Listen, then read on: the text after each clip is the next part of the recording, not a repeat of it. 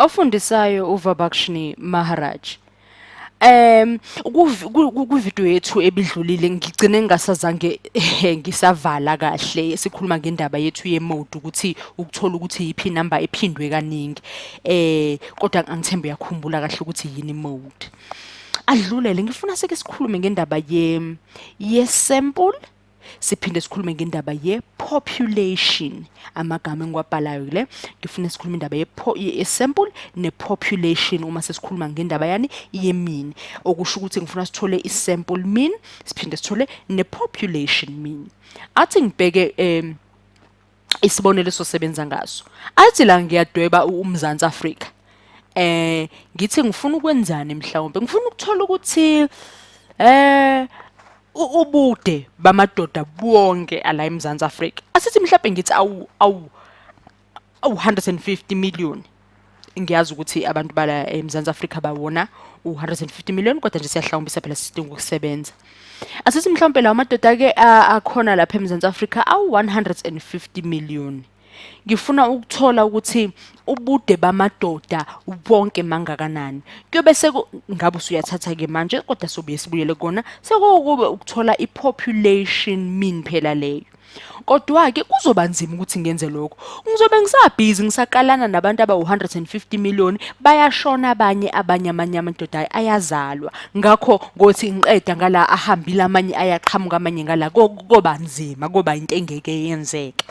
Ngakho mhlawumbe ngathi ngingaya ngala e-Eastern Cape ngithi ake ngibheke uthi ngithatha abase-Eastern Cape mhlawumbe bona bangangicacisela kangcono bakhulumele iningizimu lonke uyayibona into enjengalo ngeke ngagijima ngiya kuyiqembu elidlala ibhola lezandla ngoba uyabaza amadoda khona made khona wakhona. Ngakho ngizozama manje ukuthatha la ngihlawumbise ngawo isebenza kanjalo indaba zama-statistic. Asithi ke ngizama ukwenza isibonelo la ngibhale inombolo zami asithi ngithola ukuthi ngithole u5 u6 u5.5 u5.75 6.5 ubude lokukala kwamadoda engwatholile lapha eEastern Cape. Athi ngibhale la phakathi singathi ke yona yini leyo singathi i-sample yani i-sample mean leyo ngobani kuwo wonke amadoda khona eningizimu lase-Afrika azange sithathe wonke sincuzulile. Ngakho i-sample ingabe iqonda ukuthini ukuncuzula ukuthatha nje kancanyana lapha kwabaningi abakhona. Athi ngehlise la ngikhombisa ukuthi isikhathi esiningi uma ubona uphawu olunjena luyobe luqonde ukuthini. Angithi lana sizama ukukhuluma ngani nge-sample kanye nani ne-population. Uma ubona uphawu njengalolu ke uyobe ukhulunywa ngani nge-population mean. Singibhale lolu uma ubona lolu uphawu lwethu luyobe lukhuluma ngani luyobe lukhuluma nge-sample mean. Bhala igama lakhona liphelele luyobe lukhuluma nge-sample mean. Ngakho uzikhumbuze nje thatha isithombe ngamehlo ukuzikhumbuza ukuthi lolu yaphawu phezulu limele u-population mean kanti lolu ngezansi nalo lumele u-sample mean. Uzikhumbuza ukuthi yabona njengoba ngigoqela phaya ngithe e-Eastern Cape sobe sithatha i-sample mean kanti uma ngase kuthiwa soqala iningizimu Afrika lonke kobe sesithathani sesithatha i-population mean. Angithembe kuyazwakala kubonakala ngathi into elula kakhulu ukuthi uyibambe nje ngokukhulu ukusheshsha. Athi ngithi mangabe ngenza isibonelo nje base ngithi lapha ngihambile e-Eastern Cape ngathi ukuqala nje abambalwa ngathola ukuthi omunye ubude bakhe u5 u6 omunye u5.5 5.7.5 ngathola nokuthi u6.5.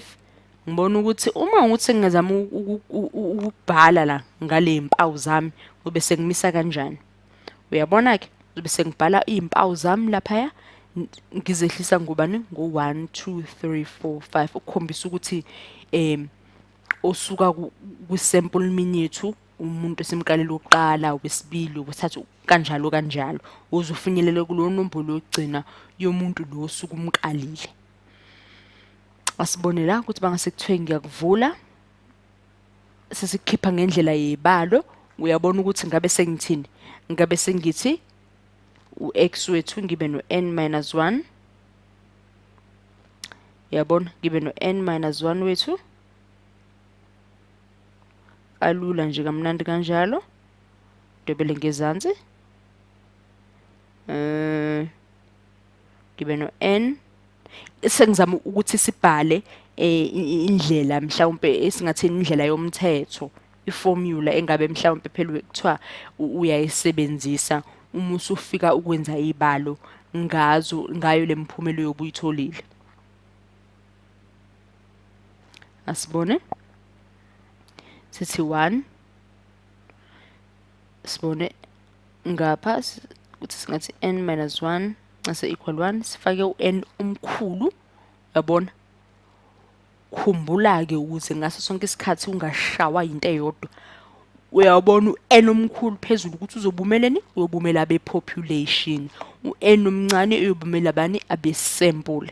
Uyabona nje ungadidwa ukubala uma usuwenza ivivinyo, ubona ukuthi umthetho noma iformula iyefana, cha cha cha cha, gada phezulu. Uyabona u-n omncane umeleni, isample, u-n omkhulu umeleni, umele i-population.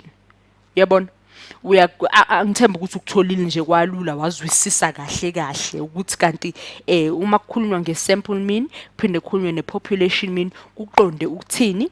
Emva kaloko iyimpawu eziveza i-population mean kanye ne-sample mean zinjani, nanokuthi imithetho phecelezi ama-formula uma usuwenza ibalo ze-population kanye neze-sample mean uzithola kanjani.